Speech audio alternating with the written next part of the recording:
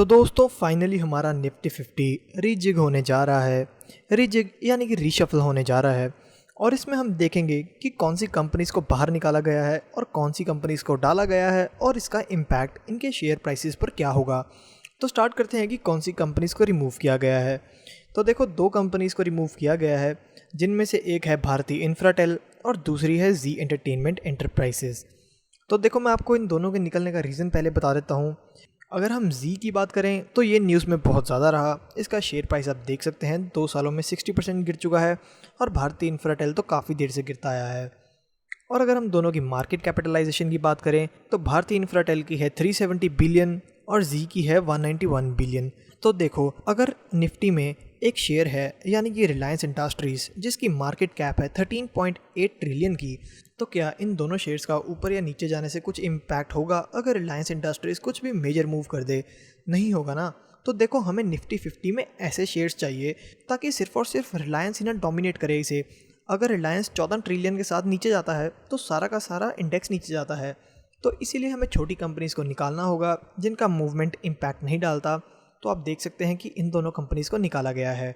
तो अगर अब हम देखें कि कौन सी कंपनीज़ को ऐड किया गया है, तो उनमें से एक है दिविस लैब और दूसरी है एसबीआई लाइफ इंश्योरेंस। तो देखो, आपको दिविस लैब्स के बारे में पता ही होगा। इसने रिसेंटली कितनी ज़्यादा बड़ी रैली करी है और इसके शेयर प्राइस की इतनी ज़्यादा रैली होने के बाद अब ये second most valuable pharmaceutical company बन चुकी है। ठीक है, पहली तो हमारी हुई सन फार्मा ही।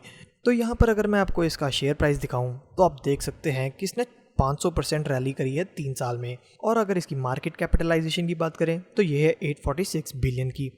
और वहीं अगर हम बात करें एसबीआई लाइफ इंश्योरेंस की तो ये स्टैंड करती है 850 बिलियन पे। तो देखो, इन दोनों कंपनीज़ की मार्केट कैपिटलाइजेशन काफ़ी अच्छी है और ये दोनों काफ़ी रिस्पेक्टेड नेम है।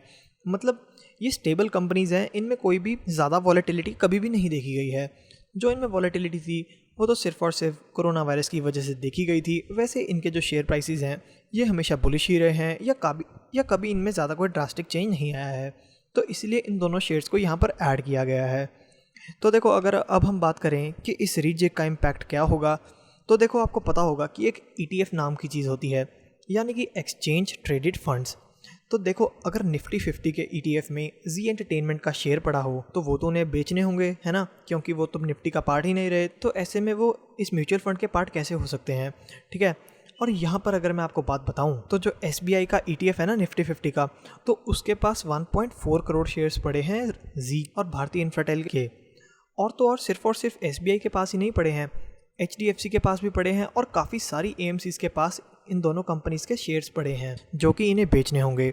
वैसे SBI का म्यूचुअल फंड का ना एक्चुअली AUM काफ़ी बड़ा है, इसीलिए अगर आपको यहाँ 1.5 करोड़ शेयर्स देखने को मिल रहे हैं तो ये उसके पूरे AUM को ज़्यादा इम्पैक्ट नहीं करता है। बट फिर भी ये इंफ्राटेल और जी एंटरटेनमेंट के लिए बुरी बात होगी जब इतने सारे शेयर्स सेल किए जाएंगे, जिसकी वजह से जो इनका शेयर प्राइस है ये फिर से नीचे जा सकता है। ठीक है। और वहीं अगर मैं दिविस लैब और SBI इंश्योरेंस की बात करूं तो ये तो आपको समझ ही गए होंगे कि जब ETFs खरीदेंगे तो वहां पर बाइंग आपको देखने को मिलेगी ही। ठीक है दोस्तों, बट वैसे आपको इतनी घबराने वाली बात भी नहीं है, क्योंकि जब ऐसा रीजिग हुआ है तो ज़्यादा से ज़्यादा 2-3% तक ही शेयर्स गिरते हैं।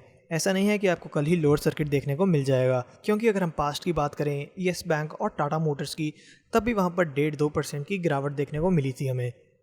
ठीक है दोस्तों, तो अगर आपको ये वीडियो अच्छी लगे तो प्लीज़ इसे लाइक करना और मुझे सब्सक्राइब भी करना। Thank you.